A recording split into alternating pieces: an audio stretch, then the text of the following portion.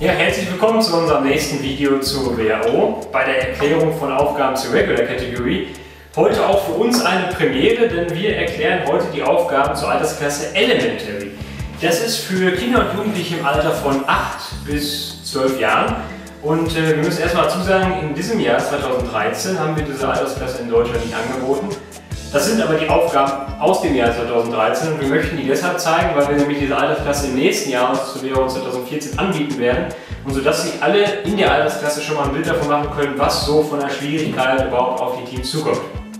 Ganz genau. Ja, wie alle Pläne der Regular Category steht auch der Plan in der Altersklasse Elementary unter einem bestimmten Thema. Das ist, wenn ich richtig informiert bin, Batik. Genau, Batik, es geht da irgendwie um Kleidung und bestimmte Stoffe und bestimmte Farben, die mittlerweile ziemlich typisch für Indonesien geworden sind. Und deswegen hat man am Anfang bei dem Plan auch sogenannte Farbobjekte. Die gibt es in 3 Farben, in Grün, Rot und Blau. Das sind einfach so kleine Lego-Steine und Ja, davon erhält man am Anfang immer 5 Stück. In welcher Farbe die dann sind, ist natürlich zufällig und wird immer für jede Runde neu festgelegt. Und die Objekte gibt es auch in einer bestimmten Reihenfolge. Also ich bekomme zuerst zum Beispiel ein rotes, dann ein blaues, dann ein grünes, dann zum Beispiel noch ein blaues und wieder ein rotes. Dann hätte ich 5 Stück in einer vorgelegten Reihenfolge. Das ist erstmal ganz wichtig, die bekomme ich am Start.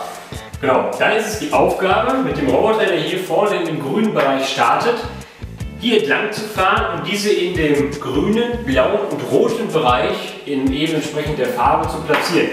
Allerdings wird auch der Farbbereich zufällig gewählt. Also wir haben das jetzt mal so gelöst, dass wir hier so ganz dünne Platten haben.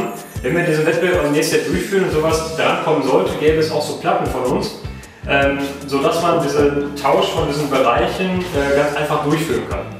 Ganz genau. Gut, das ist die erste Aufgabe des Roboters, dass er diese Objekte in der richtigen Reihenfolge, so wie sie vorgegeben wurden, farblich richtig sortiert. Wenn er das geschafft hat, muss er weiter hier rumfahren. Hier hinten steht dann diese Säule. Diese steht hier auf dem schwarzen Kreis, die muss aus der Ausgangsposition entfernt werden und letztendlich in dieses graue Quadrat hier ganz am Ende gebracht werden. Da kann die reingestellt oder reingelegt werden, das ist ein kleiner Punktunterschied, aber egal. Hauptsache ist, dass diese Säule sich hier drin befindet. Genau, und dann ist die letzte Aufgabe hier in diesem Bereich entlang zu fahren, in den roten Zielbereich zu fahren. Und da gibt es 2 verschiedene Zonen, einmal Zone A und Zone B. Für Zone B gibt es 20 Punkte, wenn man da am Ende ist, und hier 10 Punkte. Zu den Punkten, sonst kommen wir gleich nochmal. Das liegt einfach daran, dass hier so eine kleine Hürden aufgebaut sind. Das sind nur so kleine Lego-Stangen, die hier im Weg stehen. Und wenn man das eben über diese Lego-Stangen schafft, gibt es ein bisschen mehr Punkte. Ganz genau. Ja, Punkte hattest du eben schon mal kurz angesprochen. Wie bei allen Aufgaben in der Regular Category kann man auch hier 100 Punkte erreichen. Wie setzen die sich hierbei zusammen?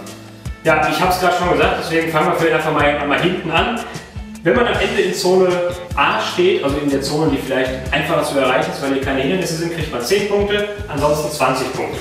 Ganz genau. Wenn wir jetzt von hinten nach vorne durchgehen, es ging ja darum, diese Säule hier zu platzieren. Zuerst einmal, wenn man sie aus dem Ausgangsbereich entfernt, gibt es 10 Punkte. Wenn man sie dann in den grauen Bereich gibt es 10 Punkte, wenn sie aufrecht steht, und wenn sie liegt, 5 Punkte. Also 10 Punkte entfernen, 10 Punkte für aufrecht stehen, 5 für liegen. Sind auf jeden Fall schon mal da 20 Punkte und hier bis zu 20 Punkte, die mit dem Farbensortieren jetzt nicht unbedingt was zu tun haben, und die Aufgaben können auch alle unabhängig voneinander gelöst werden. Das finden wir auch ganz wichtig für die Altersklasse. Damit hat man schon mal fast die Hälfte der Punkte eingefahren, ohne irgendwelche Sensoren wirklich benutzen zu müssen. Genau. Die meisten Punkte gibt es dann aber halt, die 60 Punkte gibt es dann halt nochmal für das Sortieren der Farbobjekte. Man hat eben am Anfang 5 Farbobjekte unterschiedlicher Farbe in einer bestimmten Reihenfolge auf dem Roboter, am Anfang in dem Startbereich. Und wenn man die jetzt alle richtig sortiert, das heißt, man hat diese 5 Farbobjekte aufgeteilt in diese Farbbereiche, bekommt man pro Farbobjekt 10 Punkte, also 50 schon mal. Und wenn man die dann noch in der richtigen Reihenfolge, die am Anfang auch vorgegeben wird, da reingibt, also erst den roten, dann wieder den blauen, dann den grünen, dann wieder den blauen, dann wieder den roten oder so, dann gibt es nochmal 10 extra Punkte. Also das ist natürlich schon sehr schwierig, aber ihr seht auch noch 10 extra Punkte. Ist nicht so wild, genau. Ganz wichtig ist auch, wenn ihr sagt, ich habe jetzt 5 Objekte, ich möchte aber eigentlich nur 3 machen. Wenn ihr 3 rein sortiert, bekommt ihr für die 3 auch 30 Punkte, genau. Und halt dann nicht für die anderen beiden noch zusätzlich welche. Also es ist nicht so, dass ihr alle machen müsst, um überhaupt Punkte zu bekommen, sondern für jeden Einzelnen, der sich im richtigen Fachbereich findet, gibt es 10 Punkte. Genau, insgesamt kommt man dann wie bei allen auf 100 Punkte, und es gibt natürlich auch hier die Möglichkeit, irgendwie Zusatzpunkte zu erreichen, wenn wir uns eine entsprechende Überraschungsregel überlegen, die zum Beispiel heißt, wir stellen irgendwie noch Tischtennisbälle in den Weg, die ihr nicht umfahren dürft, oder wenn wir noch eine zusätzliche Farbe reinbringen, was natürlich schon sehr gemein wäre, aber Das würden wir uns dann entsprechend der Aufgaben überlegen. Und wenn ihr euch die anderen Videos anschaut zu den Altersklassen Junior und Senior, seht ihr da noch ein paar mehr Beispiele, was wir in diesem Jahr an Überraschungsregeln gemacht haben. Insgesamt alles nichts Wildes. Gut, ich denke, wir haben das soweit ganz gut darstellen können. Erstmal danke fürs Zuschauen. Falls ihr noch weitere Fragen habt, kontaktiert uns über den FAQ-Bereich auf www.worldrobotolympiad.de oder wenn ihr hier auf den Link klickt, kommt ihr auch direkt dahin. Genau, ein Button direkt darunter führt euch zu unserem YouTube-Channel. Wenn ihr ihn noch nicht abonniert habt, abonniert ihn, um weiter mit Videos auf dem Laufenden gehalten zu werden. Genau, rechts und links immer wie immer die Links zu Facebook, Google+, Flickr-Account und zu unserer Wettbewerbs-Homepage. Und hier unter den Videos links und rechts direkt 2 weitere Videos verlinkt, so wie ihr oder damit ihr direkt weiterschauen könnt. Alles klar, danke und macht's gut.